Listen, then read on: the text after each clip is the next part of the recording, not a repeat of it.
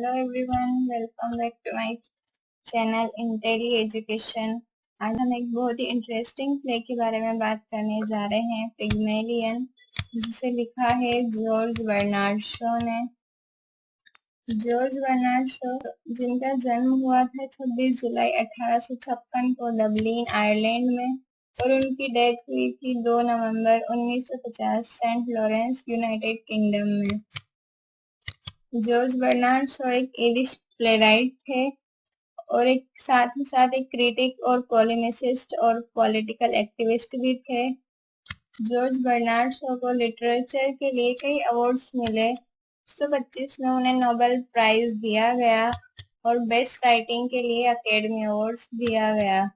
George Bernard Shaw ने 60 से भी ज्यादा प्लेज लिखे हैं और उनके सबसे फेमस वर्क्स में से हैं मैन एंड सुपरमैन, जो 1902 में लिखा गया था, पिग्मेलियन जो 1913 में लिखा गया था, और सेंट जोआन जो 1923 में लिखा गया था।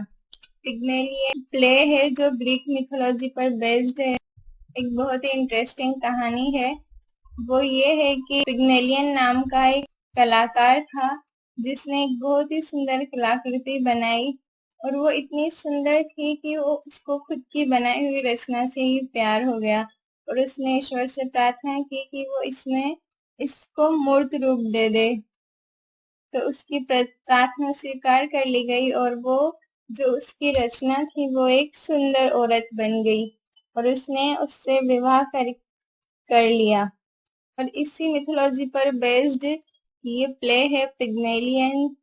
ये प्ले लिखा गया था 1912 में और पहली बार इसको जर्मन के पब्लिक के सामने 1913 में प्रेजेंट किया गया। इस प्ले की सेटिंग लंदन, इंग्लैंड में रखी गई है और इस प्ले का जेनरे रोमांटिक कॉमेडी है और साथ ही साथ सोशल क्रिटिसिज्म भी है। इस प्ले के मेन कैरेक्टर्स हैं professor Henry Higgins, colonel Pickering और Eliza Doolittle. Professor Henry Higgins एक फोनेटिक्स है जो कि इस प्ले में पिग्मेलियन का रोल प्ले करते हैं। कर्नल पिकरिंग भी लिंग्विस्टिक है और एक संस्कृत की बुक के ऑथर भी हैं।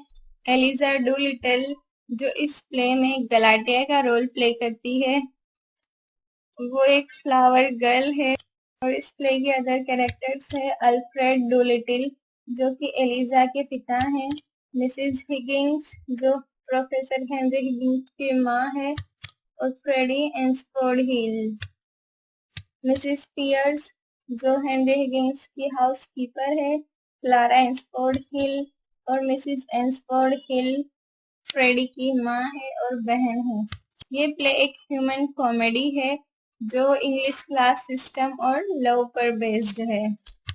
प्ले की स्टार्टिंग होती है एक समर इवनिंग से लंदन के कॉन्वेंट गार्डन में, जहां पर बहुत तेज बारिश हो रही है और बारिश से बचने के लिए सेंट पॉल चर्च के बरामदे में करंट क्लास के पीपल हैं और इन्हीं लोगों के ग्रुप में मिसेस एंसफोर्ड हिल भी है जो अपनी बेटी क्लारा और अपने बेटे फ्रेडी के साथ है। वो अपने बेटे फ्रेडी को कैब ढूंढने के लिए भेजती है, लेकिन जब वो कैब ढूंढने में असफल होकर वापस आता है तो उसकी माँ गुस्सा करती है और वापस उसे कैब ढूंढने के लिए भेजती है। जब फ्रेडी कैब ढूंढने के लिए जा रहा होता है तब यंग लड़की से टकरा जाता है जो एलिजा है और उसके सारे फूल गिराकर खराब कर देता है। इसी बात पर गुस्सा होकर एलिजा जोर से फ्रेडी पर चिल्लाती है, लेकिन वो वहां से चला जाता है। इसी समय वहां पर एक जेंटलमैन की एंट्री होती है जिनका नाम है कर्नल पिकरिंग। उन्हें देखते ही एलिजा उनके पास जाती है और उनसे उसके फूल खरीदने के लिए कहती है, लेकिन कर्नल पिकरिंग फूल खरीदने के लिए मना कर देते हैं, लेकिन वो उसे कुछ रुपए देते हैं। लेकिन जब वो उसे पैसे देने लगते हैं तो भीड़ में खड़े कुछ मना कर देते हैं एलिजा को कि तुम पैसे मत लेना, क्योंकि इसी भीड़ में एक आदमी खड़ा है जो पीछे खड़ा हुआ तुम्हें कब से नोटिस कर रहा है। ये सुनते ही एलिजा डर जाती है और वो जोर जोर से चिल्लाकर बोलने लगती है कि मैं एक अच्छी लड़की हूँ, मैं एक अच्छी लड़की हूँ, मैंने कुछ गलत नहीं किया है। जो वो नोट टेकर है सबकी निगाह उस पर ही है और सब देखकर उसे इम्प्रेस हो रहे हैं और सोच रहे हैं कि ये कौन है, क्या नोट कर रहा है। बाद में पता चलता है कि ये प्रोफेसर हेनरी हिगिंस है, जो फोनेटिक्स के विशेषज्ञ हैं और उनकी हॉबी है कि वो लोगों के बोलने के तरीके और उनकी आवाज से पहचान जाते हैं कि ये इंसान कहाँ से बिलोंग करता है। और वो यहाँ तक दावा करते हैं कि वो इस फ्लावर गर्ल को, जिसे कि सही से बोलना भी नहीं आता है, उसे ट्रेन करके 3 महीने में एक डचेस की तरह बना सकते हैं। और इसी समय कर्नल पिकरिंग भी वहां पर आते हैं और अपने आप को इंट्रोड्यूस करते हैं कि वो कर्नल पिकरिंग है। वो यहाँ पर हेनरी हिगिंस से ही मिलने आए हैं और वो दोनों इस साइड में जाकर एक दूसरे से बात करने लगते हैं, फोनेटिक्स पर डिस्कस करने लगते हैं। अगली सुबह हेनरी हिगिंस के हाउस पर हिगिंस और कर्नल पिकरिंग दोनों बैठकर बातें कर रहे होते हैं। उसी समय हिगिंस की हाउसकीपर मिसेस पियर्स हिगिंस को बताती है कि एक लड़की जो अपना नाम एलिजा बता रही है वो आई है। तो हिगिंस बोलते हैं कि उसे यहाँ पर ले आओ। जब एलिजा आती है तो वो हिगिंस से बोलती है कि मैं यहाँ पर लेसन लेने के लिए आई हूँ। मैं अच्छी तरह से इंग्लिश बोलना सीखना चाहती हूँ ताकि मुझे एक फ्लावर शॉप पर अच्छी पोजीशन मिल सके।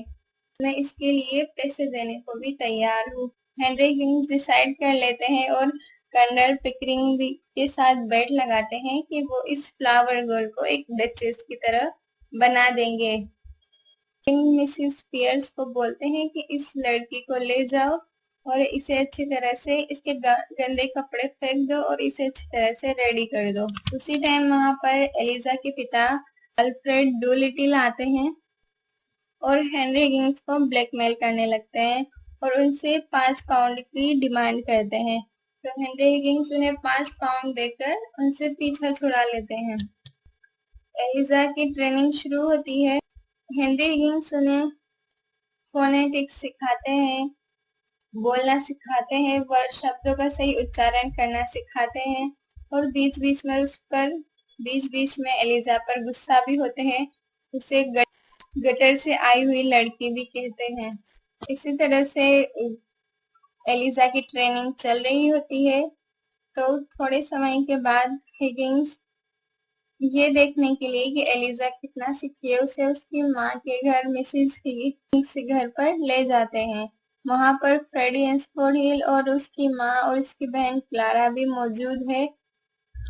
जब एलिजा वहां पर जाती है तो उनमें से कोई भी नहीं पहचान पाता है कि ये वही फ्लावर गर्ल है जो उस दिन कॉन्वेंट गार्डन में उन्होंने देखी थी और जिसके साथ वो टकराए।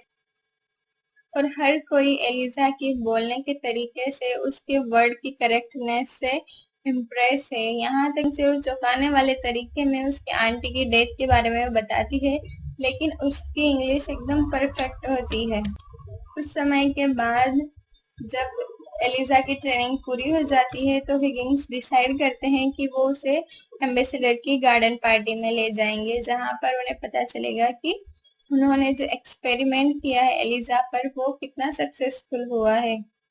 जब एलिजा एम्बेसडर की गार्डन पार्टी में जाती है तो हर कोई वहां पर एलिजा को देखकर इतना इम्प्रेस हो जाता है, इतना खुश हो जाता है कि कोई पहचान ही नहीं पाता कि ये एक नॉर्मल लड़की है, एक फूल बेचने वाली लड़की है।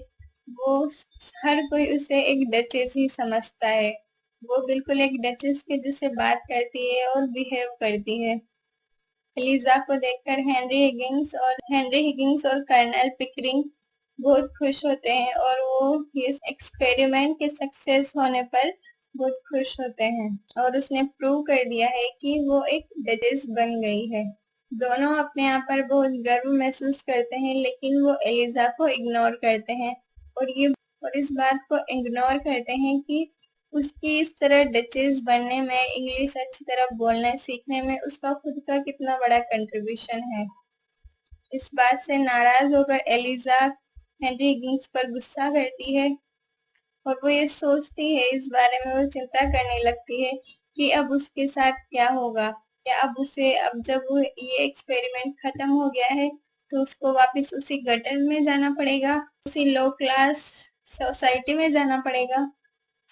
लेकिन हेनरी हिगिंस एलिजा की इस प्रॉब्लम को नहीं समझ सकता है और उसको ये कहता है कि उसने जो कपड़े पहने हुए हैं वो उसके दिए हुए हैं, और ये बोलकर वो अपने आप को उसकी जिम्मेदारी से मुक्त कर लेता है।